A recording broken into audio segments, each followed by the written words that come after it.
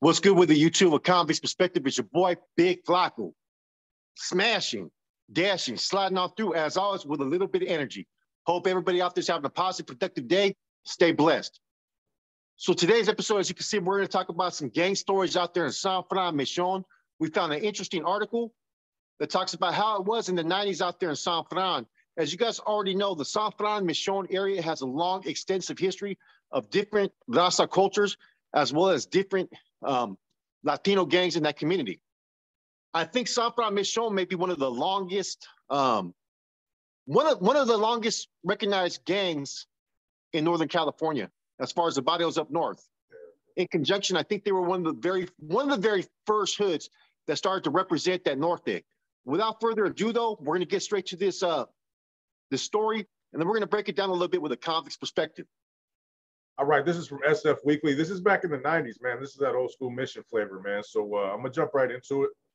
It's the little sub caption is "The mindless, endless Mission gang war doesn't have Bernstein music or Sanim lyrics, just Sureños, Norteños, and dead kids." Yep. Between a little church and a nursing home with a bright, happy mural painted on its side in a residential section of Cap Street that looks idyllic, at 3 o'clock on an ordinary weekday afternoon, you might see kids walking home from school past nicely kept Victorian flats as the mail carrier chats with customers on the corner dry cleaner. On this Monday in January, however, Roberto Ortega, turns his Toyota Corolla down Cap Street and sees 3 young men in red and black jackets walking down the middle of the road. Roberto knows red and black are gang colors because he's in a gang, but he's wearing blue and white, Sureño colors. And the guys in the street, they're Norteños. Roberto slows his car, rolls down the window, and drives alongside the 3 Norteños. Chapetes, he taunts, using a word that means red-faced or scared in Spanish. It's the Sureños' favorite slur against Norteños. Scrapas, the Norteños shout back. For them, Sureños are scraps at the bottom of the human barrel. Roberto continues to drive slowly next to the Norteños, keeping to their walking pace as they head down Cap, past the Seventh-day Adventist Church and toward 21st Street. Roberto's girlfriend, Ana, is riding with him, but he continues to engage with the Norteños. He reaches for a metal pipe under his seat and waves it at him. One of the Norteños pulls out a gun. Just as Roberto begins to flinch and turn toward Ana, the Norteño fires 5 shots. At least one hits the back of Roberto's head. Ana screams. Roberto slumps over the steering wheel. The blue Toyota lurches forward, crosses the street, and crashes into a Datsun parked on the other side.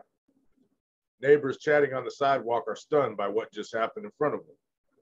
Others hear the gunfire, run to their bay windows, then call 911. As the Norteños scattered, Roberto's seatbelt holds his bloody, seemingly lifeless 19-year-old body in place in his car, and sirens begin to wail across the Mission District. Roberto's best friend, Danny, is on his way to the Sureño hangout in front of Taqueria Cancun, near Mission and 19th Street, when he learns of the shooting.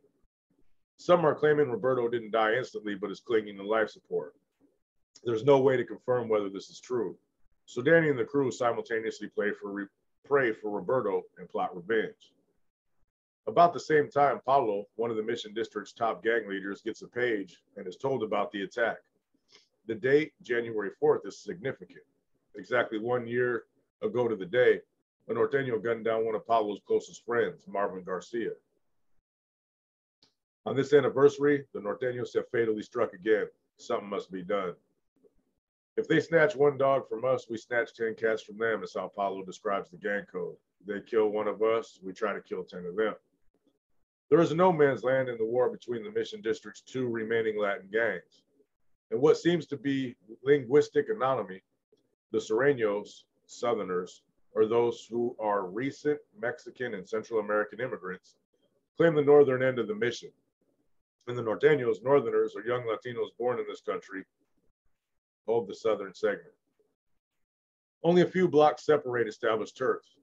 19th Street is firmly held by the Sureños, while 24th Street is deep in Norteño territory. And then there are unclaimed streets between the 2 gangs, including 21st, where Roberto and his rivals clashed. These 2 gangs are actually alliances of many gangs. They fight not so much over the pride of their claimed neighborhoods, but to protect the drug deals and clientele at each street corner they annex. While the intensity of the war goes in cycles, the fight has been almost perpetual. Right now, there is an escalation aggravated by incidents that include the Cap Street shooting. In the week following Roberto Ortega's death, no man's land is not a good place to be. At Ortega's wake, dozens and dozens of Sureños file past his casket, all wearing their blue and white colors. Roberto's father finds nothing touching about their presence. It's an ugly reminder of what got his son killed. You learn from this, he lashes out, yelling at the gangsters in Spanish. The father is alone in a room filled with Sureños. His wife remained at home beside herself. His other son, Roberto's oldest brother, is at the wake, but he's a Sureño too. Many of the gangsters, just teenagers, openly cry when they approach Roberto's casket. His best friend Danny is just 16 and still very much a boy. Despite the hint of shadowy peach fuzz on his upper lip, he hasn't quite lost all his baby fat. Danny's smile, tousled locks of dark curly hair and wide brown eyes have yet to give way to the hardened look of many of his gangster friends who are just a few years older. Danny can't believe what he sees in Roberto's casket is real. I've never seen him that way with his eyes closed, Danny said. I've only seen him happy, smoking weed and cruising around. The young Sureños are sad, but they also seethe with anger. The rebuke goes from Roberto's father unheeded. He was cool. He was a nice guy. I was hanging with him every day, and now he won't be with us anymore, Danny says. They killed one of ours. We can't just let that go. The days following Roberto's death are ugly. Mourning Sureños lay flowers, light candles, and leave notes at the spot on Cap Street where Roberto was shot. But it isn't long before Norteños destroy the makeshift memorial, stomping and then urinating on the display. Nothing remains but cool streams of candle wax on the sidewalk. We have hate on each other, Danny says when asked about the Norteños. It's just hate. Hate fuels retaliation and counter-retaliation. On Friday night, 4 days after Roberto was killed, a car full of Sureños drives through the Norteño territory. They shoot a Norteño walking down Potrero Avenue between 23rd and 24th. The bullet hits the Norteño in his left shoulder and exits through his back. 2 hours later, a red Jeep filled with Norteños heads for Sureño turf. Danny is standing on Mission and 18th with his friends when the Jeep stops and 3 Norteños jump out. Who should I kill? One Norteño yells, brandishing a pistol. Danny and his Sureño friends run toward Cap Street and around the block, but the Norteño with the gun goes around the block in the other direction and heads them off. Danny watches as the Norteño shoots his friend in the stomach. Police try to keep on top of each quickly unfolding incident. Uniformed officers stop the red Jeep on Mission Street when the driver makes an illegal U-turn to pick up his Norteño buddies still on the sidewalk harassing Sureños. Police call in more units when a brawl erupts on the sidewalk after a Sureño girlfriend slaps a Norteño and the Norteño hits her back. Then gunshots are heard a block away on Cap Street. A plainclothes gang officer known as Mario responds to the shooting and finds the young Sureño wounded. Danny tells the officer about the red Jeep and the Norteños. The officer radios back to the officers on Mission Street traffic stop to hold the suspect. The victim is bleeding profusely as the detective calls for an ambulance. I don't want to die, I don't want to die, he cries as Mario rides them to the hospital. It happens to be his 21st birthday. Hang on, you'll make it, he says, trying to calm the individual. Then remembering that he is fighting a stolen car charge, the officer resorts to humor. Hey, you can't die, he tells the young banger. You've got a court date and you have to go with me. Glenn is more critically wounded than the Norteño was, who was shot in the shoulder. The Norteño was treated and released from San Francisco General, but Glenn shows up at the same emergency room and is rushed into surgery. It's touch and go, but he survives. With the death of Roberto and the critical shooting of Glenn, along with Marvin Garcia's shooting death exactly 1 year ago, the Norteños would seem to hold the upper hand in the latest escalation of the Mission gang war. But Danny begs to differ. We already got a Norteño for Marvin, he says. Now it's about Roberto. The Norteño supposedly kills in retaliation for Marvin's death is a 19-year-old named Angel Serrano, who was shot in a drive-by last September at the corner of Potrero and 25th by Sureños wielding a semi-automatic handgun. He was shot in the heart and died instantly. He was standing in front of the phones. But my friends who did it got caught and they're in jail. The Norteños who killed Marvin Garcia and Roberto Ortega, however, remain free as police continue to investigate. The notion that the Norteños could be getting away with more than the Sureños does not faze Danny. This is not about winning, he says. It's just if you have a chance to take someone out, you take the chance. But if you don't do it, they will first. Danny has to worry about more than revenge-seeking Norteños. There is a faction within his own Sureño gang that is out to get him too. The Mission gang war is not as simple as Norteños versus Sureños or red versus blue, but there is an organization within the madness. Under the Norteño umbrella, there are a half dozen or more groups that claim the color red and the number 14, and for Norteño is the 14th letter of the alphabet. Like General Motors, there is a division for everyone. There is the LNS group, Locos Northside, which is a training gang for youngsters aged 12 to 17. The SFM group, San Francisco Mission, is for the older Norteños, the OGs or original gangsters, who have made it to their mid-20s and beyond without being killed or incarcerated long-term. And then there is the 22B crew, the most elite and violent Norteño division composed of gangsters in their prime. The 22B crew was named for its initial territory, 22nd and Bryant, but is expanded to 24th and Alabama streets now. Most Norteños were born in the United States. As a rule, they look down on immigrants, are highly Americanized, and speak English as a first language. All the Norteño subdivisions get along and coexist down a long stretch of 24th Street in the Mission. Their common enemies is the Sureños, mostly Spanish-speaking immigrants. The Sureños, however, do not all get along. Though many Sureños and Norteños share a Mexican heritage, the immigrant Sureños includes a large number of El Salvadorian natives. At first, the Sureños welcomed the Salvadorians as fellow immigrants. But a Sureño civil war has been raging for almost 2 years, ever since one Sureño killed another. In the early 90s, a few Salvadorians decided to form their own Sureño subdivision as a way of asserting national pride. No one begrudged the Salvadorians, their new MS group, Mata Salvatrucha, or Salvadorian gang. The Mexican and Salvadorian Sureños continue to use the same color and even the same number, blue and 13. For the original Sureños, 13 symbolizes the letter M and stands for Mexican Mafia. For the Salvadoreños, the 13th letter of the alphabet could just as well refer to their new MS moniker. The two Sureño divisions were united against the Norteños until November of '96, when Jose Quezada, a 22-year-old Sureño, was shot and killed by an MS Sureño. Danny remembers the incident. He was only 14, but he looked up to Quezada, nicknamed Quesadilla, like a big brother. It was my friend's fault. He did something to make the MS mad. It was over something stupid like a girl. Paulo, who helped found the MS group, says the fight in Woodward Alley near Mission and 14th actually centered on the ownership of a pair of shoes. Them damn shoes, bro. Guys, stop being so serious about some shoes. Get your lives together. Yeah, that's right, and they let the whole clip loose on him. He got shot 17 times for nothing. Paulo has fond memories of the days when Sureños got along before the split up, the misunderstanding he calls it, but knows they can never go back to those good times. We used to hang around, drink, smoke, and kick it, but now it's not about the shoes anymore. It's all about you killed my homie, so it's all about revenge now. Excuse me. When the Monday afternoon when Roberto Ortega is killed, Paulo gets a page. He doesn't really care about Roberto, who is an original Sureño, and therefore part of the new enemies to Paulo's MS gang. What he wants to know is if MS did the shooting or a Norteño. If it's a Norteño, Paulo cares. To the Norteños, all Sureños are the same, and any Sureño could be in jeopardy if they don't strike back against the Norteño incursion. Paulo also knows that exactly 1 year ago, his best friend, an MS, was gunned down by the Norteños, and it looks like they've done an anniversary killing.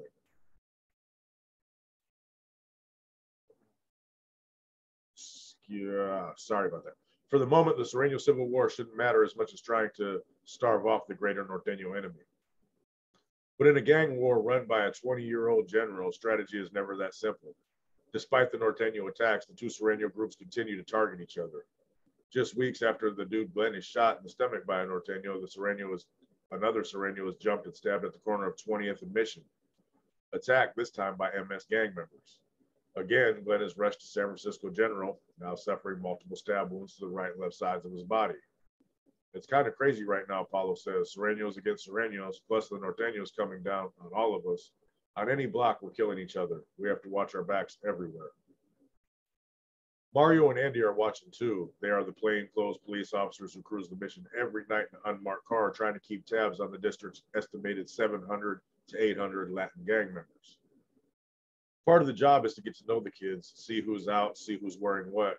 So the officers spend a fair amount of time stopping and talking to gang members they've arrested before. If a crime happens late in the evening, there's a good chance Mario and Andy will have an idea of where to look for suspects based on officers' contacts and observations earlier that night. And it's not unusual for the two cops to stumble onto a crime in progress as they roam the mission streets. It used to be bottles as weapons, and now it has progressed to handguns and even Uzis, said Mario, who's been working the gang beat with Andy for nearly 5 years. 1 month after Roberto Ortega's killing, the retaliation drive-bys and stabbings continue. But Mario and Andy are hoping for a quiet Saturday night. It's early February and raining. And rain, Mario and Andy have found, is the only sure way to get the gangsters off the streets. It's 4 p.m. and the officers begin their 10-hour shift at the Mission Police Station on Valencia and 17th. They'll drive around gang neighborhoods until 2 in the morning. But first, they put on bulletproof vests under their street clothes and load their guns. Both officers are beefy, in their early 30s and Latino. Mario wears jeans and a black hooded sweatshirt and a blue parka. He also puts on a red 49ers cap. I'm a Norteño and a Sureño today, Mario jokes. Norteños like San Francisco Giants and Niners apparel. Sureños prefer the blues of the Dallas Cowboys and Seattle Seahawks clothing. Andy wears faded Levi's, a light blue parka, and a black cap with a red skateboarding logo.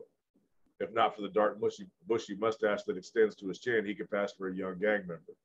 Clean-shaven Mario has an even more boyish face with a dimpled smile. Andy takes a shotgun from the station and puts it in the trunk of the white Chevy Caprice they will drive. Both officers carry concealed handguns under their parkas.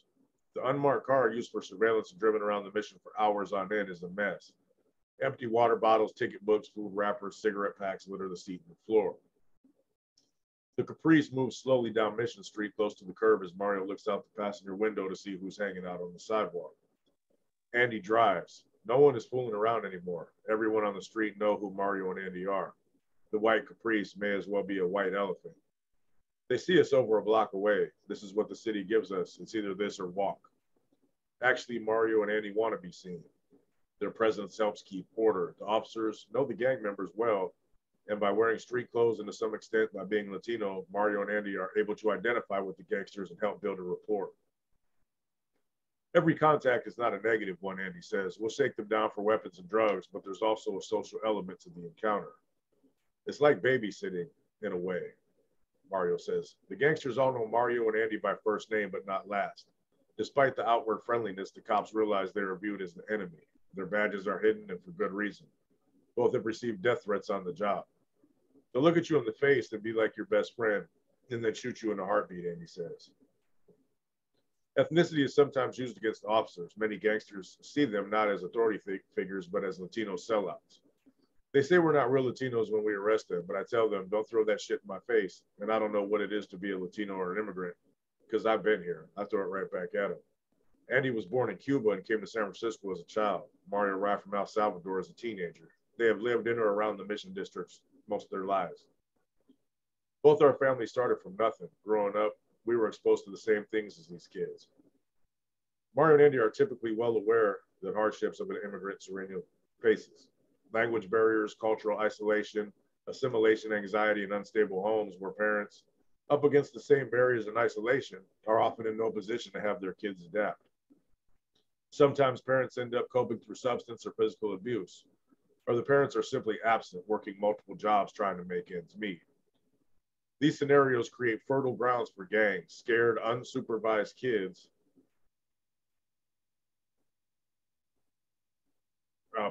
looking for acceptance often find it in gangs and the easy money the drugs can bring. When I tell a group on the corner to go home, home for the Sureño kid is not a place where they want to be. They've got 2 or 3 families sharing the same spot. It's not like a home for us where you can kick back and relax. But Andy draws a sympathy line at the Norteños, many of whom are 2nd or 3rd generation Mexican Americans, and don't even live in the mission, but in the middle-class homes in Ingleside, Daly City, and Pacifica. They go to private Catholic schools, drive good cars, wear the latest fashion, the sports, and flashy jewelry. They are bored and restless and drive into the mission to make money on drugs and cause trouble. Then they drive home to their own bedrooms and moms who cook hot meals. There's really no excuse, especially for kids born here. They already have the extra chance that I didn't have. At 19th and Mission, Mario sees two familiar faces walking toward Taqueria Cancun, a known Sereno hangout. Hey, come here, Mario yells from the car. Andy pulls up.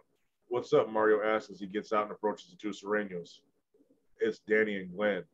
They outstretch their arms so Mario can pat down their blue and white windbreakers. They open their mouths and raise their tongue for Mario to look inside for any swallowable packs of drugs. He asks how they've been. Just weeks ago, Mario was rushing Glenn to the hospital with gunshot wounds to his stomach. 3 days later, he's back on the corner drinking beer, Mario says, shaking his head as he wandered back toward the undercover car. Today's victim, tomorrow's suspect. In a matter of days, Ben will be rushed to the hospital again, this time from a stabbing that happens not too far from where he's standing. Tonight, though, Danny and Glenn are clean on their way to a party. So Mario gets back in the car and Andy drives around the corner toward Valencia Street. Passing by a laundromat, the officers notice a group of Serenos standing in front of a brick wall.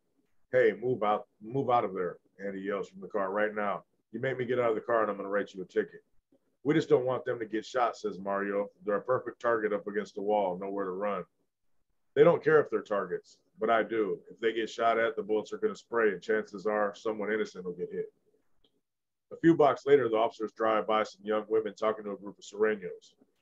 They are the girlfriends and often just as active in the gang business as the guys. The gangsters use the girls to carry guns and drugs. They figure the cops won't frisk them and that we only target the men, Mario says.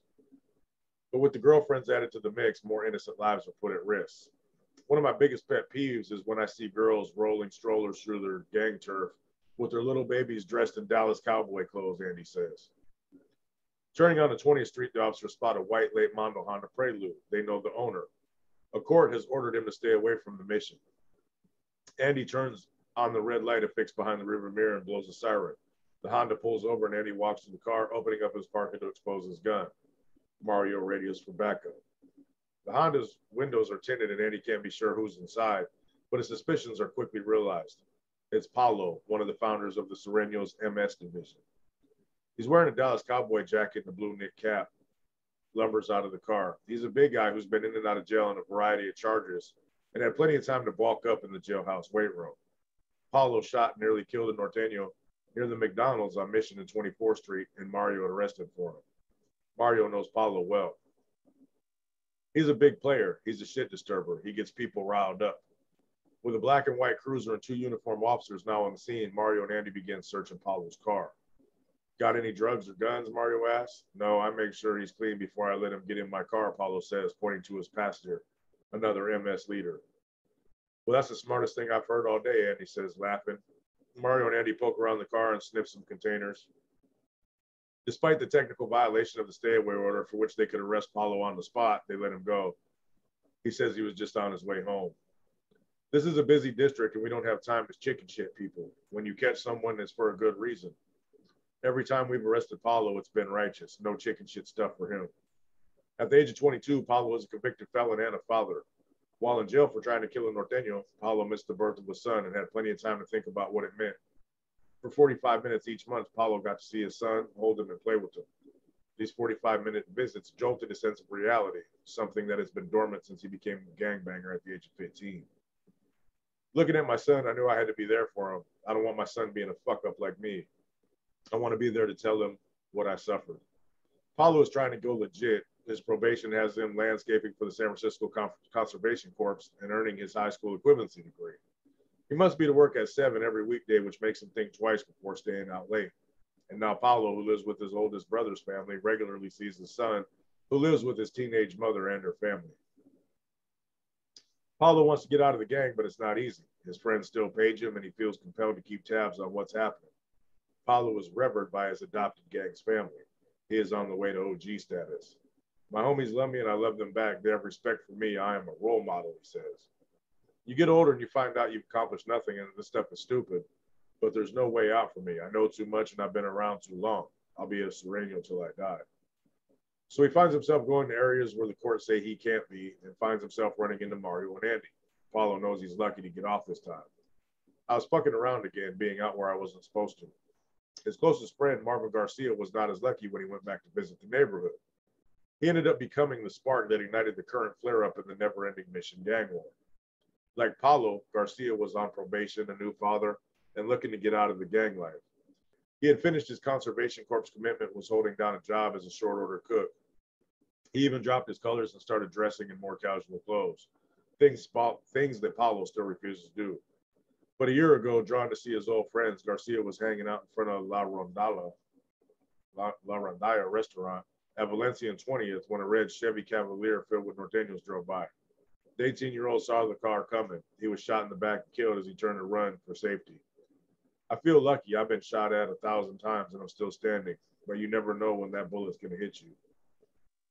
As retaliation between gangs raged the week of Ortega's killing, Judd Songas and her husband drove up to their Lexington Street home 1 block from the corner of Valencia and 21st Street. At 6 p.m. and they're bringing their 4-year-old son home from daycare. The husband begins to unbuckle their son from the car seat when 4 gangsters turn the corner, 2 on foot, chasing 2 others on bicycles. One pulls out a handgun and aims for the bikers. He's got a gun, get down. Songa screams to her husband, who throws his body over the son. Galen, no shots were fired this time. They lived in the Mission for 6 years. She's worked in community groups trying to tackle the gang problem, like the Lexington Lookouts. She's gone to countless meetings, patrolled the streets, and even joined a neighborhood internet group called Cyber Watchers, which monitors gang activity. But she's fed up. I can't raise my son in this environment. It's crazy.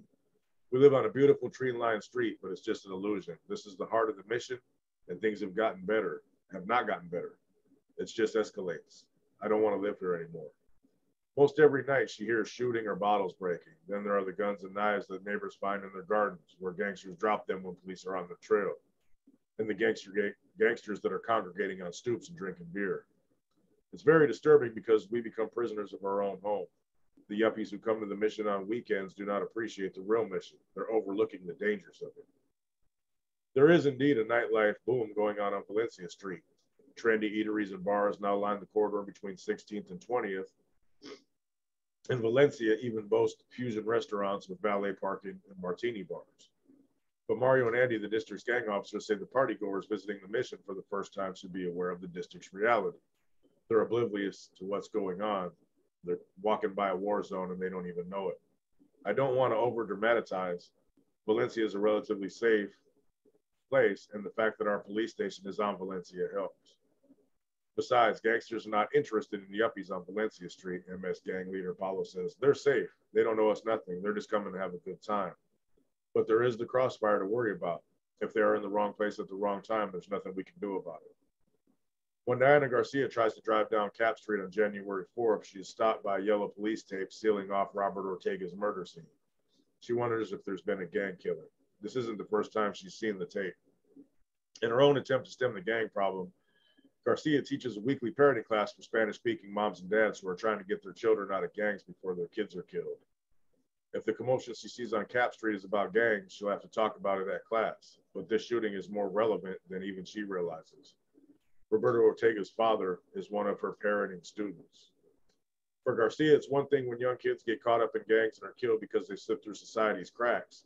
But when Roberto Ortega dies, despite all the best efforts by family and social workers to save him, the prospects of saving anyone else seems bleak. There's no magic plan, Garcia says. Parents think they've done everything, but in the blink of an eye, the street wins. With one son dead already, Roberto's father keeps trying to get her help for his remaining son, who is also a surrogate. Garcia counsels the father as he grieves his youngest son and fears for his oldest. Unlike Roberto, who made some efforts to leave the gang by holding down a laborer job, the 21-year-old Ortega is not going to school or working, just hanging out with the gang. But he still has a warm bed waiting when he comes home drunk at all hours. Mom still cooks for him. No matter what time he wakes up from a night of gangbanging, she even does his laundry. He's got it made and he's going to continue no matter what. Don't support it, she tells the father. The father finally locks the son out of the house, but the son keeps coming back, sleeping at the door, crying to be let in. After 6 days, the father relents, even though his son still hangs out with the gang. It's called emotional blackmail and the parents fall for it. If you don't start being parents and say no, your kids will not be taken by the streets, Garcia tells her class. Which kids join gang can sometimes be only explained as a matter of personal choice. Consider Danny, who at 16 had already seen 2 close friends die by gunfire and watched another be shot and stabbed within the space of weeks. Danny, one of the non-immigrant Sureños, was born in San Francisco and lives with his moms, 3 younger sisters, an older brother in a cramped, rundown city housing project. Living in the Mission, coming from the poor family, Danny was more welcomed by the Sureños than the Norteños. He has drawn the gang's promise of inclusiveness and financial gain.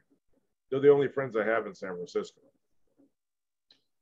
You know you'll always get helped out. You'll make a lot of money, Danny says, who's already on probation for narcotics possession. He also takes a risk like getting killed, but it's worth it.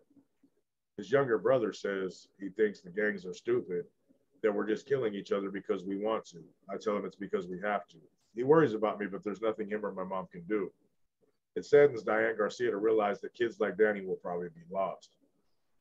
Marvin has finally realized gang life is futile. That's why he's trying to get out, since David Escobar, a social worker who counseled him. He was at the home stretch and he gets blown away. That's what makes it so insane. The rumor on the street was true. When Roberto's bullet-ridden body was loaded in the ambulance on the night of January 4th, he was still alive. But there was no miracles. Roberto was brain dead. The machines were there just to keep his heart and lungs going through the motions. Roberto's 20th birthday was only a week away. But the life support machines pumped and beeped just long enough for one good thing to happen.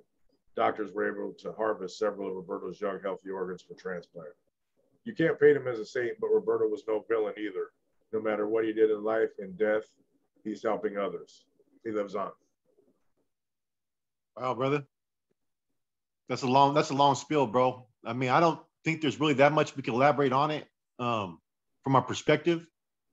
Just that this is basically the 90s, man. And you can see how the gang lifestyle has evolved, bro, from then till now. It touched on a lot of things that we've talked about, the upstate Sureños. I mean, a lot of them were families that immigrated up here. Not all, though. There's some that were homegrown, you know what I mean? So for anybody that wants to argue that, we already know that. But the evolution of the gangs from now, from the 90s, during our time era, gang banging was like on a higher extreme level, in my personal opinion, because even though we were out there representing the Norte out there in the streets, they were representing the Sud, and we were having internal conflicts amongst Norteños. Sureños were having internal conflicts. We were not organized in a structured faction by the big homies. You know what I'm saying? We were allowed to freelance and be independent out in the streets and handle our business and gang bangs. And whatever associations we may have with some big homies, we're just limited on a limited basis. You know, like nowadays, the homies from down south, they got a lot more control of their neighborhoods. And in the 90s, they didn't really have a strong presence up north in the Sureño communities, as well as the Norteños. They were not strongly influenced by the NF at that time. Only time you were influenced by the NF was if you were doing big things or if you got locked up in prison. Therefore, you fell under the umbrella. So the gang banging aspect of how it was, you're listening to this story. They're basically kids, and you don't understand the impact of that. It affects other people's families, their friends, their mothers, their grandmas, just by the choices of these young kids that they make out there in the streets. Now these gangs have evolved. You get what I'm saying? Yeah. Now everything's more structured. You know what I'm saying? They're being controlled by the prison factions. That's without a question. As opposed to back then, these were just kids that were just doing what they were doing. They didn't even know why they hated their enemy. As a gang member in the 90s, me personally, I never knew the true concepts of why we hated Sureños. All I knew is that they were blue, they banged Sud, we were from up north, we were red, you were my enemy. And that's all I needed to know. And it seems like the same mindset is playing out in this, you know, back in the 90s. Things now people have an understanding of what things are really about, where everything costs, where everything started, especially with all the end to all hostilities. It hasn't translated to the street. They're still active out there in the streets. And that's because of generational issues. No matter what, whatever happened 30 years ago, with the vados that you were fighting with back then are going to continue to this day. It just isn't going to change. But the cycle continues. The only thing I see difference from then till now is there's more structural influence coming from some big homies that are trying to control these neighborhoods a little bit more, as opposed to back then. You didn't have veteranos really that were in there trying to really school youngsters or trying to have you work for them out there in the streets, you know, unless they saw a little bit of potential. Now, any homeboy that's out there that's active with the mix is basically falling under someone's umbrella out there in the streets. Yeah, no doubt, man. Yeah, like you said, man, the mission's been around forever. You know, I actually look at this site on Instagram, bro, where they got pictures of it's all San Francisco mission history, and it focuses mostly on Northerners.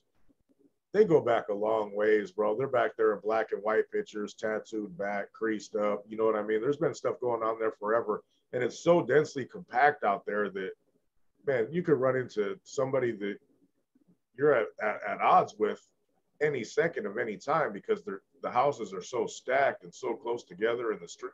It's crazy out there, man. It's still crazy to this day, man. You know, we don't hear about it as much as we used to, like from the 90s, but the mission's still active, bro. It still goes down. You know what I mean?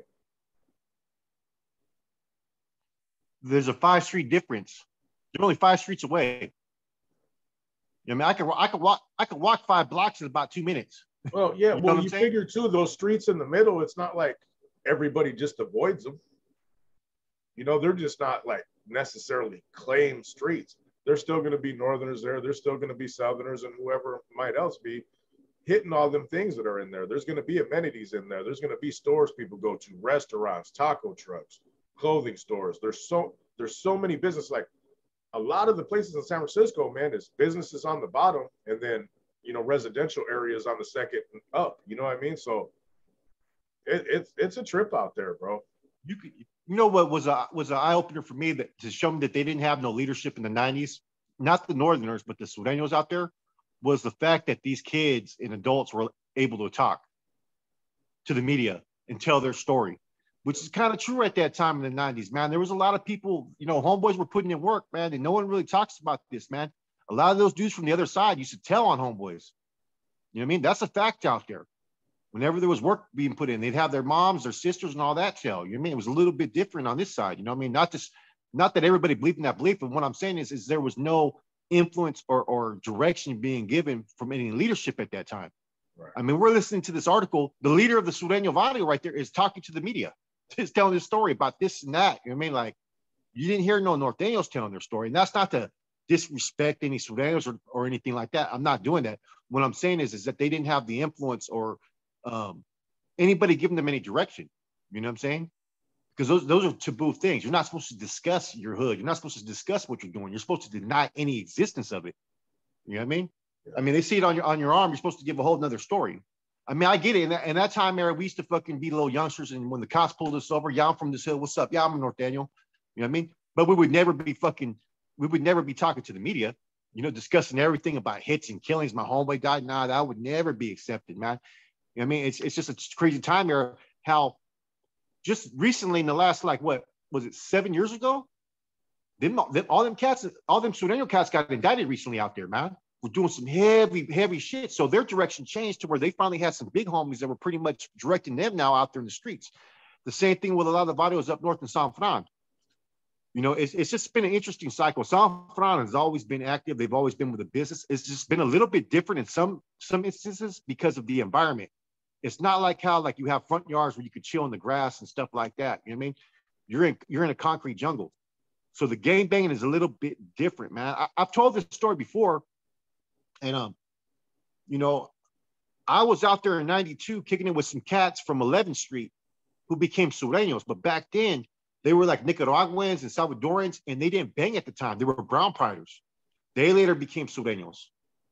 You know what I'm saying? So the whole transition, as far as the evolution of the groups out there, all it takes is a little bit of conflict. One person getting marked, and next thing you know, you're going to identify and become a Sureño. You know what I mean? So the San Fran Mission District, like I said, it's always been. I've met cats from 22nd Bryant, all about that action. SFM, Army Street, all those areas back in the days, they were with that action, bro.